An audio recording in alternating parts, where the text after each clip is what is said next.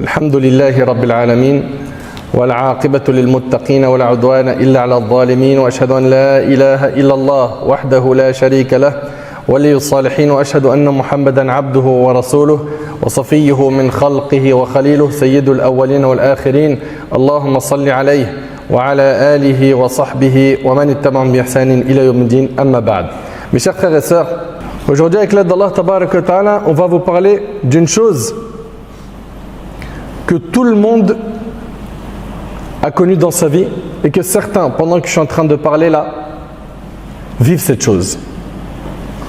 Cette chose-là a touché énormément de monde. Gouverneurs et gouvernés, riches et pauvres, le roi dans son royaume, l'emprisonné dans sa prison,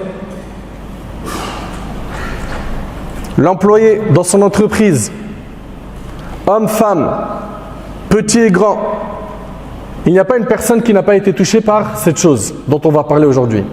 Cette chose, mes chers frères et sœurs, c'est les soucis. Al-Humum, les soucis. On en a déjà eu, on en a actuellement et on en aura. Et cette vie, elle n'est pas stable. Cette vie, elle n'est pas stable. La stabilité, bi'idhnillah, on la trouvera lorsqu'on aura mis nos deux pieds fil jannah. Allahumma ja'alna min ahli al-jannah ya Rabb. Les soucis qui rongent l'esprit, qui rendent la vie difficile. Lorsqu'on est soucieux, une heure, elle passe comme une semaine. Et une semaine, elle passe comme un mois. Quand on est dans les soucis, le cerveau est très affecté. Le cœur prend un coup. Cette dunya qui est vaste devient étroite à nos yeux. Pourquoi? Parce que j'ai des soucis. Je me sens pas bien.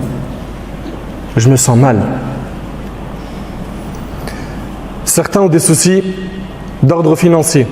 D'autres, c'est des soucis dans leur travail. D'autres, c'est dans leur vie de couple. D'autres, c'est dans leur célibat. D'autres, c'est avec leurs enfants. Ils sont soucieux. D'autres, ils ont des soucis scolaires. Je passe un examen à la fin de l'année. Il faut que je le valide. Tout le monde sur Terre vit de temps à autre des soucis.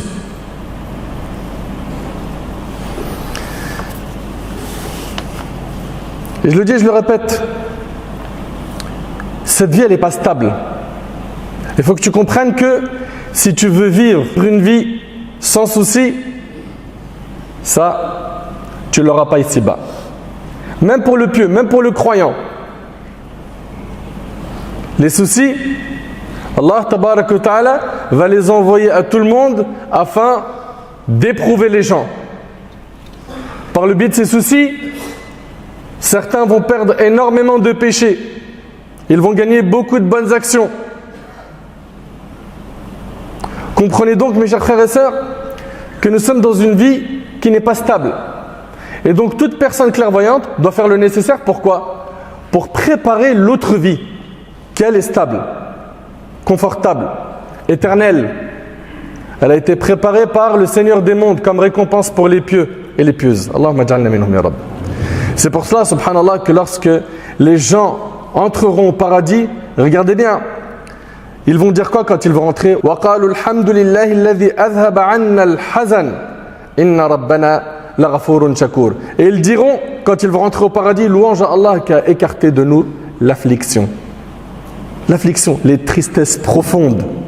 Notre Seigneur est certes pardonneur et reconnaissant. الذي أحلنا دار المقامة من فضله لا يمسنا فيها نصب ولا يمسنا فيها لغوب.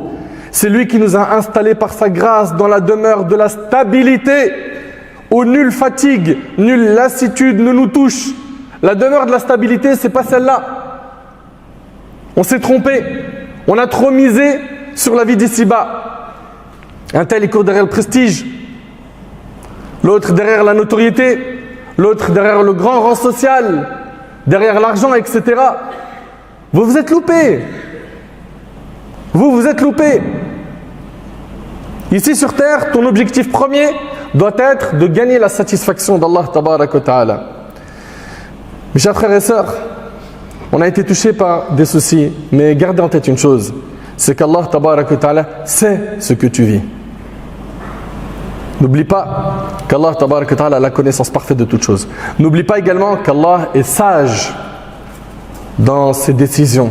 N'oublie pas qu'Allah tabaraka wa ta'ala, il est Arhamur Rahimin, le plus miséricordieux des miséricordieux. Donc quand tu es touché par des soucis, comprends que ce n'est pas négatif pour le croyant. Pourquoi? Parce qu'avec ces soucis, Allah tabaraka wa ta'ala, il pardonne des péchés.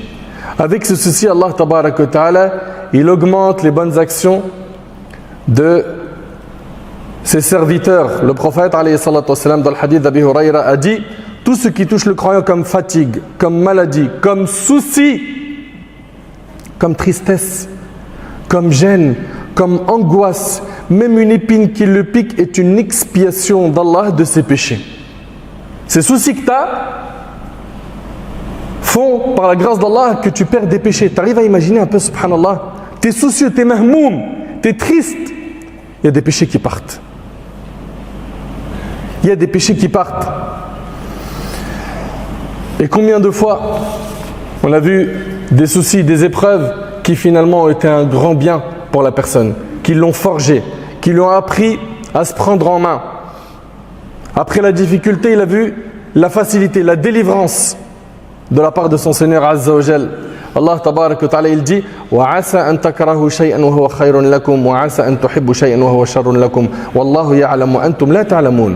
Il se peut que vous ayez de l'aversion pour une chose alors qu'elle est un bien pour vous. Et il se peut que vous aimiez une chose alors qu'elle est mauvaise pour vous. C'est Allah qui sait alors que vous ne savez pas.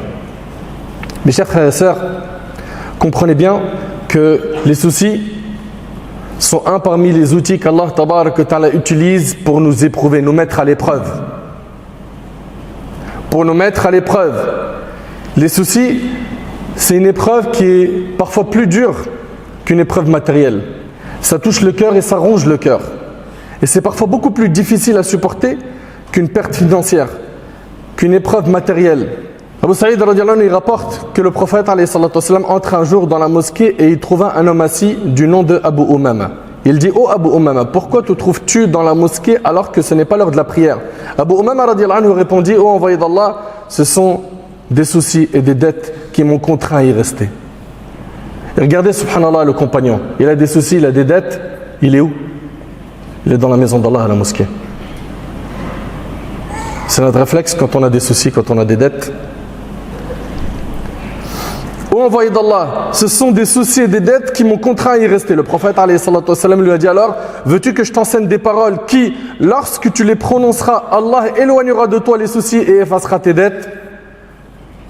Et là, il lui a dit: oui, je veux bien, au messager d'Allah. Le prophète alayhi salatu wassalam lui a dit: le matin et le soir, dis: Allahumma inni a'udhu bika min al-hammi wal-hazan wa a'udhu bika min al-'ajzi wal-kasal wa a'udhu bika min al-jubni wal-bukhl wa a'udhu bika min ghalabati ad-dayn wa qahri rijal. Subhanallah, Abu Umama, il dit: j'ai fait cela. Il a prononcé ces formules: fa'adhhab Allahu hammi. Par ces mots, dit Abu Umama, mes soucis se sont alors dissipés, de même que mes dettes ont été épongées. Dans le hadith d'Umm Darda, elle rapporte qu'Abu Darda radiallahu anhu a dit: celui qui dit 7 fois le matin et le soir, il dit quoi? Écoutez bien, s'il vous plaît. Hasbi Allahu la ilaha illahu alayhi tawakkaltu wa huwa rabbul arshil azim. Il dit ça 7 fois. Hasbi Allah la ilaha illahu alayhi tawakkaltu wa huwa rabbul arshil azim. Eh bien, écoutez bien. Il dit celui qui dit ça 7 fois, ce qui signifie Allah me suffit. Il n'y a pas d'autre divinité méritant d'être adorée en dehors de lui.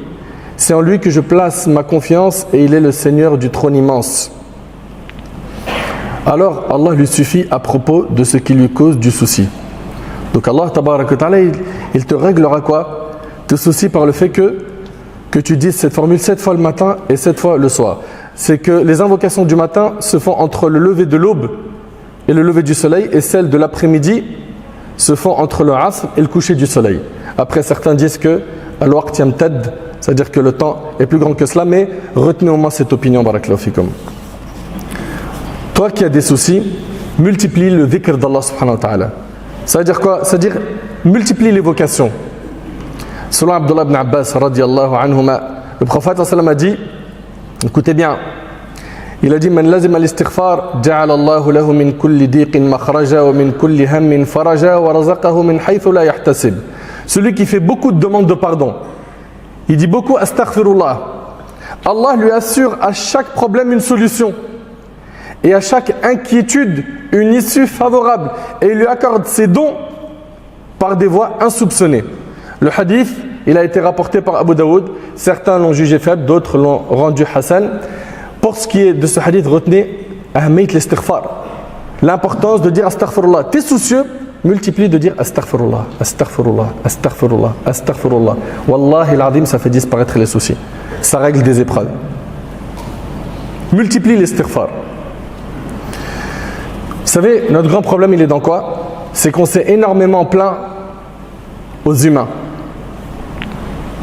On s'est plaint aux humains. On a cherché chez les humains des solutions. On s'est penché vers eux. Certains ont placé leur confiance aux humains. Moi, de toute façon, si je tombe, il y a un tel. S'il m'arrive un problème, alhamdoulilah, je connais un tel. Toute notre confiance, notre tawakkul, certains l'ont placé sur qui? Sur des humains. Résultat, leurs soucis se sont multipliés. Les problèmes ne se sont pas réglés.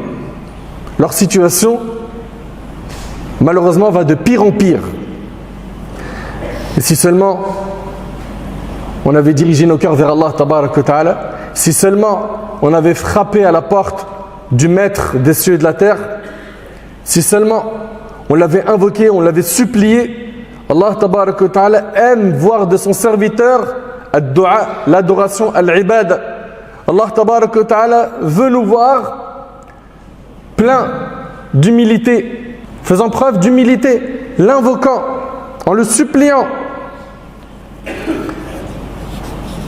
Il y a également un hadith où un homme est venu voir le prophète alayhi salatu wassalam. Le hadith il est rapporté par l'imam Ahmad et il lui a dit: est-ce que je dédie mes invocations à prier sur toi?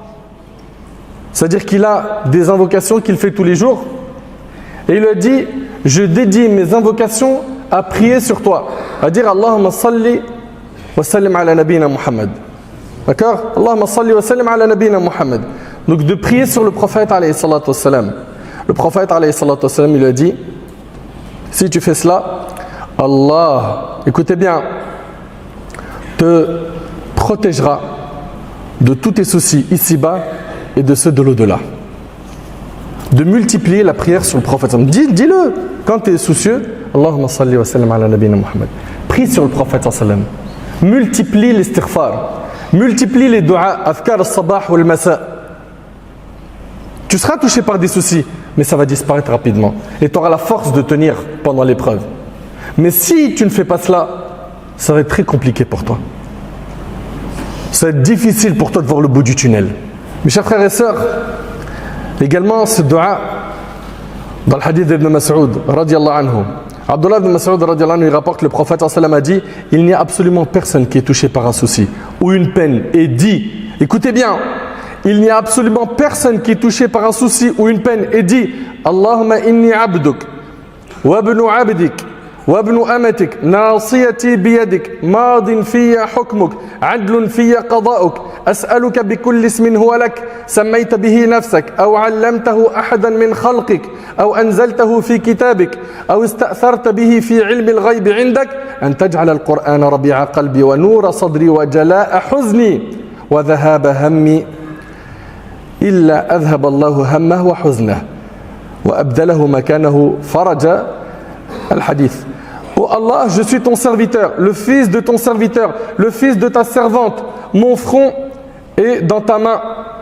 Ton jugement me concernant est passé. Ce que tu as décrété pour moi est justice. Je te demande par chacun de tes noms, ceux par lesquels tu t'es nommé, ou que tu as enseigné à une de tes créatures, ou que tu as descendu dans ton livre, ou que tu as gardé dans la science de l'invisible auprès de toi, que tu fasses du Coran le printemps de mon cœur, la lumière de ma poitrine, la disparition de ma peine est la fin de mon souci. Celui qui dit cela, le prophète il dit, Allah fera partir son souci et sa peine et il lui change par une solution à son problème.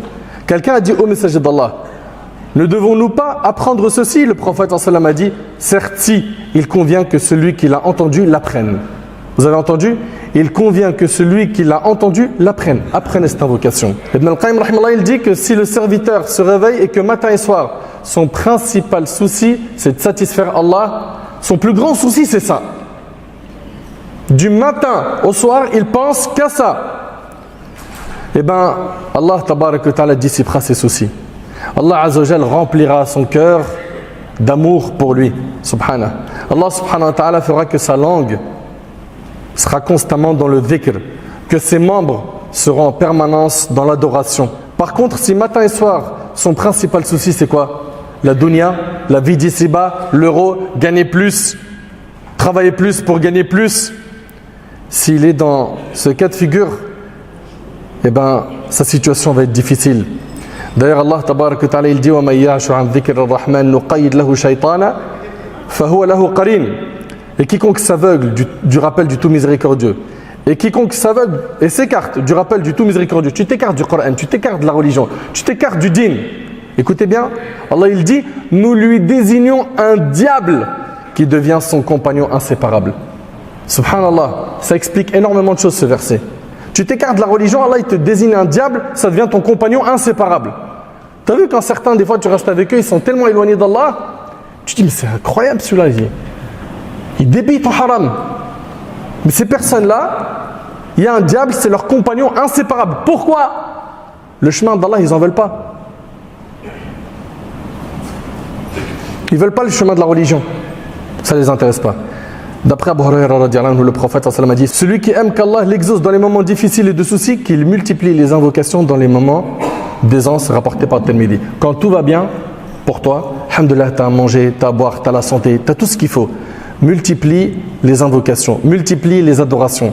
Quand tout ira mal, Allah tabaraka wa ta'ala, il sera à tes côtés, il va te soutenir, il va t'aider. Par contre, comprends que quand tout va bien, si tu t'écartes du chemin d'Allah, quand tout ira mal, tu seras seul dans le trou de l'épreuve. Et ça va être très très très difficile pour toi. Donc mes frères, mes sœurs, vous avez des soucis, on en a tous. On en a tous. Apprenons à revenir vers l'essentiel, l'adoration d'Allah tabaraka wa ta'ala. À faire de la satisfaction d'Allah notre plus grand souci, notre priorité, à multiplier le dhikr, surtout afkar al-sabah ou al-masa, ceux du matin et du soir. Pourquoi? C'est une protection pour le fils d'Adam. À multiplier la prière sur le prophète sallam, à multiplier la prière sur le prophète sallam, à multiplier l'istighfar, qu'Allah subhanahu wa ta'ala, qu'Allah azza wa jal dissipe nos soucis, qu'Allah tabarak wa ta'ala améliore notre situation, qu'Allah azza wa jal nous accorde la piété, une bonne compréhension de sa religion.